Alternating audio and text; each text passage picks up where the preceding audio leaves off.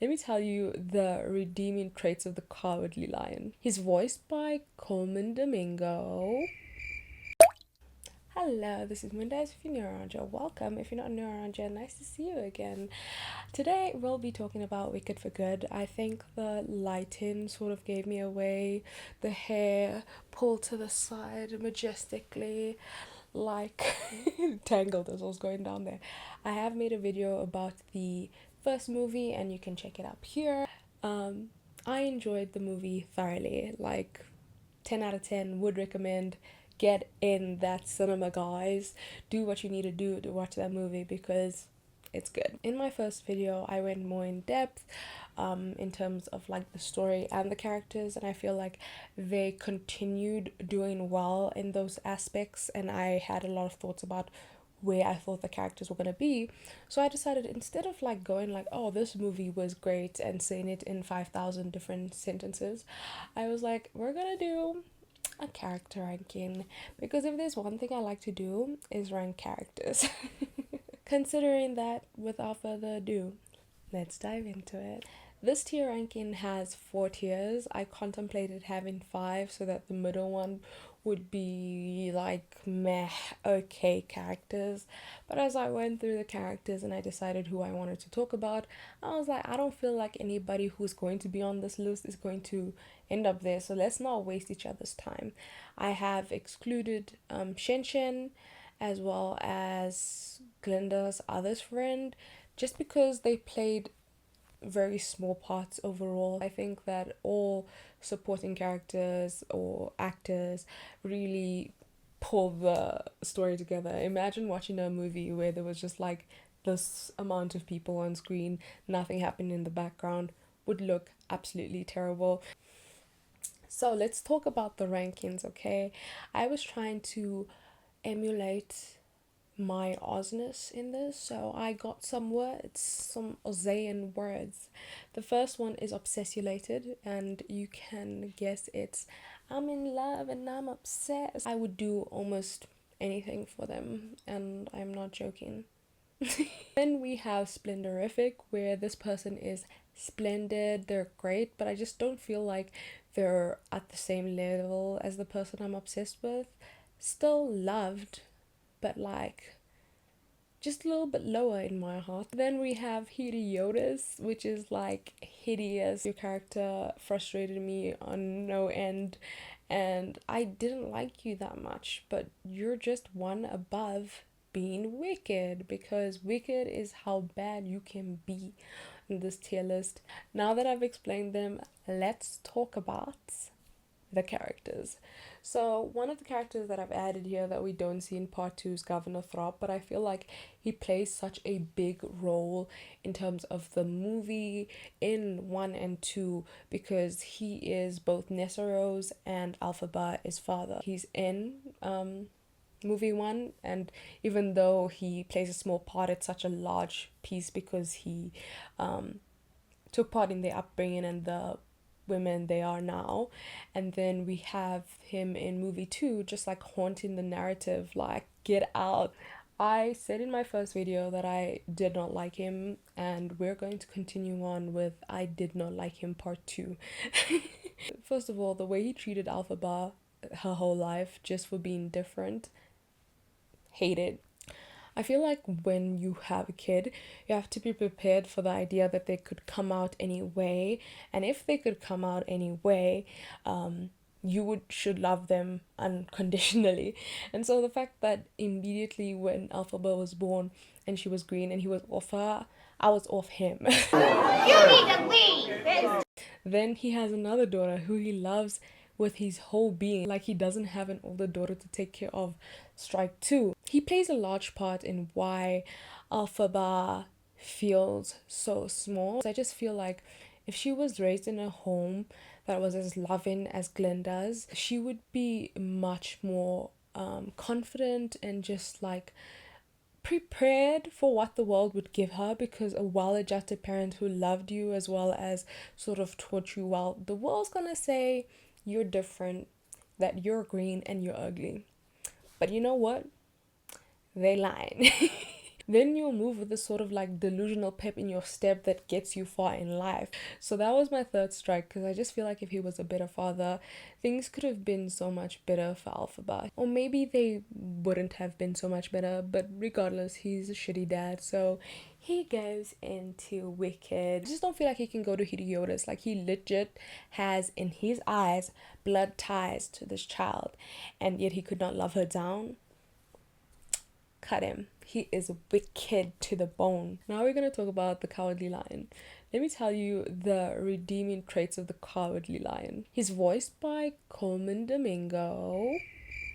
I might continuously mention my previous video, but it's just because I had to watch it to also recall my own thoughts on this. So I'm sorry if I keep on saying my old video. I'm not like trying to like force it down your throat, but watch it. The Cowardly Lion is the cub that Fiyero and ephaba saved in part 1, and now in part 2 they're older and think that the reason that they have all their problems in their life is because of ephaba saving them from the cage. His idea is that if he had been left in the cage, he could have gone on to live life simplistically, you know, like he wanted to be part of the herd, not the apex predator that he is. It's kind of dumb. In the lion's defense, I can kind of see where his frustration comes from, especially because currently in the world of Oz, animals are treated with such vitriol. But whenever you see the Cowardly Lion, that's not what people are treating him like, you know, because he's basically parroting slash spreading the narrative that the Wizard of Oz has always wanted. This lion is just there constantly complaining that they're alive and well and living their life with free will, so they're annoying. I just also believe that anyone who listens to the complaints he has, if they believed it, like they just were looking for a reason to hate ephaba, because oh, one person is a tin man, oh, one person has no heart, oh, well, I'm scared because she saved me. So for that reason, he kind of goes to Hidiotis. I just don't feel like he is wicked, and I think that I won't say that his heart is coming from a good place, because I don't think it's coming from a good place. But I do understand that there is so much happening in the world of Oz, and being an animal is not easy, but being a whining ass animal who has nothing but bad things to say about a person that genuinely saved your life, yeah, no. Loser! So next we're going to talk about Madame Marvel, Wicked Witch. Madame Morrible, flip it around, Wicked Witch. Part of the reason I also put the last tier as Wicked is because I wanted to say that multiple times. I'm sorry, I guess. Madame Marble, hate her. I think I said this in the last one, and I still mean it. My biggest peeve is someone who brings themselves in your lives, makes you care for them, and then stabs you in the back.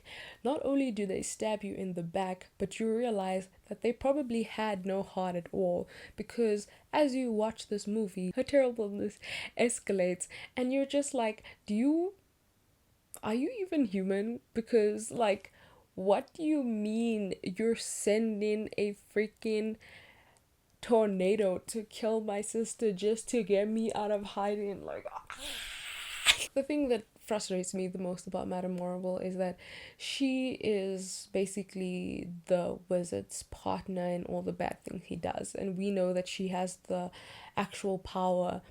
And a person who lacks any sense of autonomy, because I can only imagine she heard the words that the wizard told her and she was like, oh, that's great, is just pathetic to me. She could have possibly started something that would help Glinda and ephaba when we got to the movie where we are, but instead she helped him, she made things worse, and I bet she has no regrets. So came for the wickedest one. Me and my girls don't know lyrics, but yes, Madame Marble, you are wicked. Then we have Bok, who I also don't like. I just feel like everyone so far I've talked about I don't like, which is like, it's crazy. The main cast members, most of them are severely dislikable. And it's interesting because I feel like these are the people that the main characters are surrounded by, and yet we still have them have hope. When I saw that he was in Munchkinland, I was like, oh, I'm not shocked, because my suspicion when I finished watch part 1, because I said I wasn't going to go ahead and remind myself about part 2, was that he was going to go there and take advantage of the fact that Nessarose's dad had passed, and he was going to try to continue pursuing her because now he would have some sort of social currency. I was wrong, but he did go to Munchkinland, so I was right in some ways.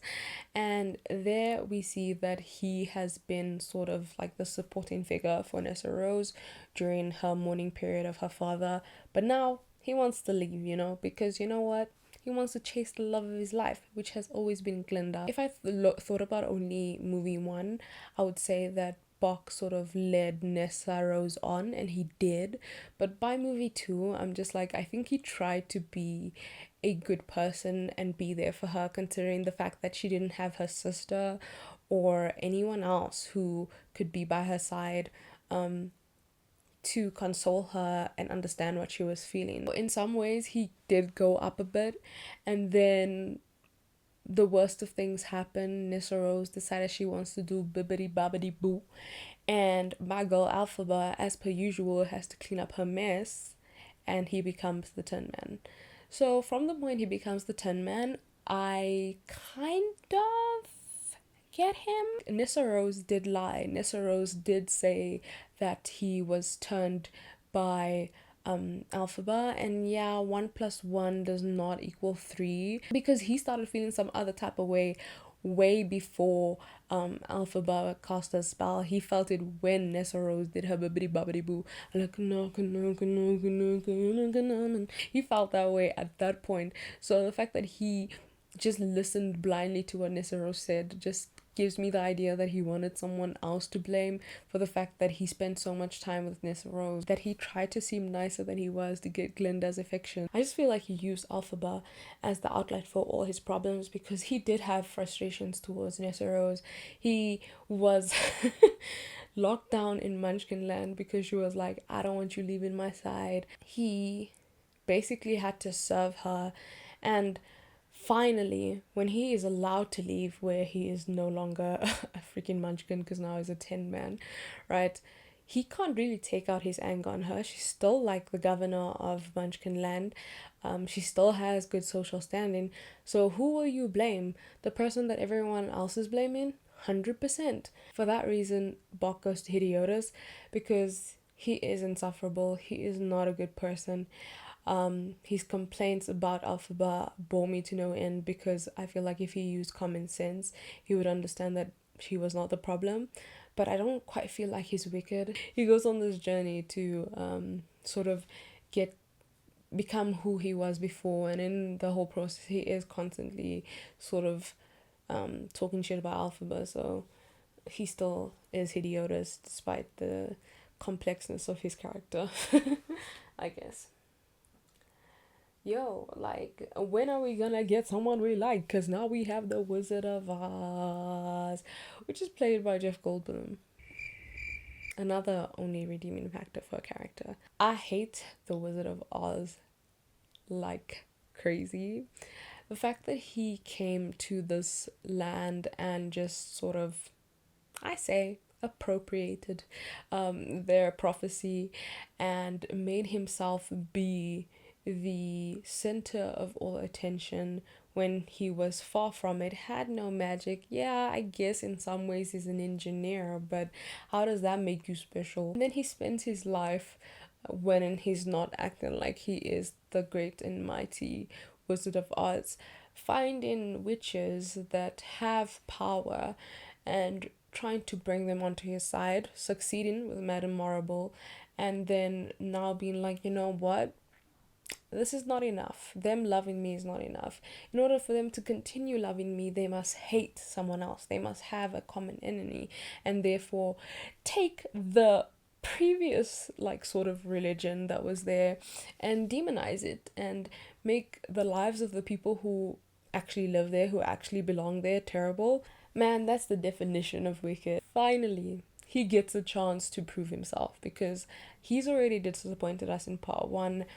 Ephaba has gone on to be a fugitive. He continues to spin this narrative of her being a terrible person, a wicked witch. Flip it around, wicked witch. And then she joins sides with him. He lies because all men do is lie. Then let his fear control him and try to kill her. And by the end of this movie, he believes she is dead, which, he feels terrible about because he realizes that it's his daughter. But I don't think that her being your daughter should be the reason why you feel terrible. You should feel terrible because it's a terrible thing to do, to villainize someone when they're actually trying to make things better, to have guards that you have kidnapped their families, and the reason why they are loyal to you is because they have to make sure their families are safe, to have a basement full of animals who have lost their sense of autonomy because you've decided that they are dangerous. Just wicked. You know, I'm tired of talking about this man. He's making me mad. Let's just move him to wicked, okay? Let's move him to wicked. I'm sorry. I'm sorry. Like, to say it all out, like, I almost shed tears there. I was like, oh my god, he's such a bastard. So now we're gonna talk about Nessarose, who I was hoping with all my heart after part one would redeem herself, you know what I mean? But I also knew that because her dad, Governor Thropp, would pass away at the end of part one, she would only be more of a problem in part two. Because, as I said, I do not like Governor Thropp, right? And I think part of that reason is not only because he failed Ephaba, but because he failed Nessarose. He raised her and he pampered her a lot, which is fine, but I feel like a lot of the ways in which she acts is because basically she's a spoiled child. How you angry that your sister didn't visit you when your dad passed away, when you knew how he treated her, and now it's like you want to rewrite history because he's passed? Or if a person was a bad person when they were living, they're still a bad person when they're in the ground. I think it was more frustrating when I heard her speak to Ephaba and say, don't say that he was terrible. That's a wicked thing to say, which is frustrating because she was going just for the right button to agitate / hurt her sister, which is also not a great thing. I just can't see how her view of her father was in good light when he was alive and when he passed, without thinking that in some ways she echoed the same thoughts he had about Ephaba. Since Nessarose was a kid, Ephaba's job is to take care of Nessarose. So even when she's dropping her off to Scherzo University, she relies on Ephaba, but she never sees what Ephaba is going through, which, yes, spoiled kid, but also hella self-centered. So those two things are already things I don't like. But then take that, cast a spell on someone without knowing what the spell is, try discriminating on a whole freaking race just so you can keep a man beside you, discriminating on a whole freaking race, because now I'm talking about the animals, just because as if you're allying with your sister, just loser behavior, peak wicked behavior, and therefore we go there. And let me tell you something.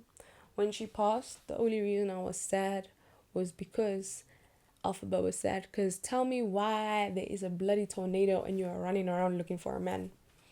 Tell me why. Did that make sense to you? Did that entire scene make sense to you? And now we're talking about fiyero, who I love sound. I feel like I'm using those words a lot, but you know what? I've decided today that that's the catchphrase I'm going for. So, I guess you just gotta deal with it. From the moment I saw fiyero, I liked him. And then we see he has so much more layers, and that's when I decided I loved him. And then we watch this movie where he has joined the team that has been sort of created to find Ephaba, and we see that he's done this just so he can get closer to her, just so he can find her when the time comes to it, with no hesitation decides that he's going with her, even though there will be repercussions from Madame Morrible, from the Wizard of Oz. I was amazed. I feel like even though I knew it was coming, it was still so beautiful to watch in cinema. To know that he went from being someone who felt like he didn't have a space to speak about things. If he had nothing to say, then it was best because that's what is expected of him, to being so passionate about something, to being passionate about someone as well, and willing to even die for a cause. 10 out of 10. So I think this answer is pretty, very, extremely simple, that he goes to obsessulated, because been obsessed from the first time I seen the Broadway musical, and will continue being obsessed because that's a great character. Now we're going to talk about Glinda. One thing that I spoke a lot about in the previous movie was Glinda and Elphaba's relationship, and how similar and yet different they were. And I loved her at that point, and I still do love her now. I think that with the second part of the movie, my feelings have sort of shifted, in a sense where it's like I love her, but I feel like she does need to be held accountable for her actions. And yes, by the end of this movie, she loses the two people that she has actually had a real relationship with in her whole life, which is terrible. When I watched the first movie and I saw that she chose to stay with Madame Morrible and the Wizard of Oz, I commended Elphaba for being okay with her friend going down a different path, because she had met her that way, and so seeing her change now would not be authentic. But to watch this movie and to see how she doesn't actually notice what the wicked, sorry, I said the Wicked Witch when I said Mary Marble. It's coming together, guys. Madam Morrible, flip it around, Wicked Witch. To see how she doesn't notice what Madame Marble as well as the Wizard of Oz are doing is just so hard to swallow. I do understand that the two of them are very good at putting up an image, and they do make Glinda feel so much more important and bring her dreams from when she was a kid to realization, but none of it is authentic. And I think she had to learn that on her own path. It was still difficult to watch though. So while I love her, while I am obsessed with her, I just don't feel like she goes up in obsessulated. To be fair, Glinda is a human being. She is not perfect. None of us are perfect, you know. And I think the moment where she speaks to Fiyero and he mentions how they do know someone who would turn away from all of this, right? Sort of shows just how she's torn between two paths, you know, where she understands that what she's doing is kind of wrong, but believes that she can do better from that point. And then on the other side, it's like, I could go and do what Elphaba is doing, but I don't see the actual value. Look at the life she's living. So love Glinda down. I just feel like I'm like substantiating this reason so much because I'm expecting comments that are like, you know, whatever. Let's do us. The last person is Elphaba, who I know, I feel like it's pretty clear that I love her, and I think that I'm just gonna highlight how many ways I love her. So first of all, we're gonna start with part one, where she has lived her whole life being ridiculed and treated a specific way because of how she looks. And despite that, by the time she gets to Shizu University, she presents herself in such a way where she seems like she is fierce and unbothered by these comments, but she is bothered. She does feel things. She is human. And I think this is something I want to highlight about Elphaba, especially with the amount of people on the internet masculinizing Cynthia Erivo, who is so baby girl. But now we're talking about Elphaba, who is baby girl. She has to put on this front of always being fierce. She has to be the person that doesn't care, because if she's not that person, then she's the person who's hurt, who's crying, who's being affected by what everyone says. And then she meets Glinda and she softens in such a way where she realizes she can be herself. She can exist within these spaces where she's never been accepted. She's excited because for the first time her magic means something more than how different she is to everyone else. And she makes friends, she has experiences, And this all goes downhill because of the Wizard of Oz. Her dream when she meets the Wizard of Oz is to become normal, to lose her green skin. But when she realizes who he is, what he does, she decides that it's not worth it. I can't want it anymore. I can't sing like Cynthia Erivo. This goes against every single thing she believes in. She spent a lifetime experiencing what the Wizard of Oz is trying to do towards the animals. Alienate, villainize, and make them seem like they're a problem for just existing, when it's not the case. So she shuts the door on that. In the second movie, she presents herself as more confident, like hair's looking good, like she's beautiful, ephaba being beautiful, like green doesn't change nothing, color, skin, guys, if someone's gorgeous, they're gorgeous. And she is continuously working towards making sure that she can change something, because clearly she's the person for the prophecy. She's the person who has the power to change things. And though she doesn't have her best friend at her side or any of the other people that she's befriended along the way, she relentlessly goes at it. When she finally is broken down, I can say fairly that she deserves to have felt that way. She tried everything. Even the animals themselves didn't feel the need to fight for themselves. Like, I hate the way I said that. And I understand why they felt that way. But imagine how demotivating it is to constantly be fighting for something where you have no allies, including the fact where you also have all this guilt because you did play a part in some ways in how these people are being affected. If she hadn't cast the spells, the monkey wouldn't have wings, they wouldn't have eyes in the sky. If she had never shown her display of power, which she had ever gotten to this point, but if she had never done that, then she would have never known what was happening and what was bad. So she just has a lot going on, but despite it all, she's kind, she remains true to herself, and is my baby girl. So she goes to obsessulated.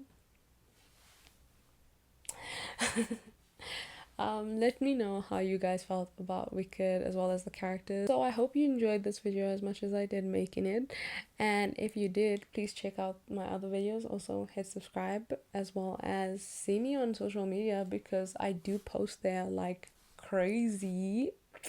And I will see you next time. Bye.